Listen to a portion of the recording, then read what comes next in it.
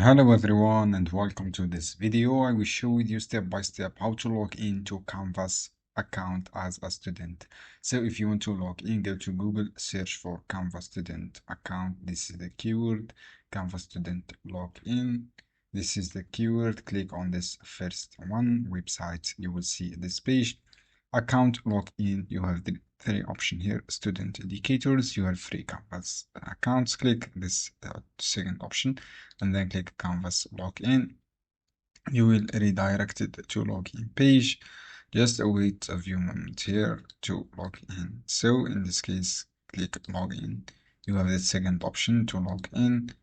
After that, click on Canvas network. This is for network. Write your email and password. So basically you have two options here. Just write your email and password and then click login on let's get started. So basically this is how you can do to log in. Just search this keyword and then click this Canvas network.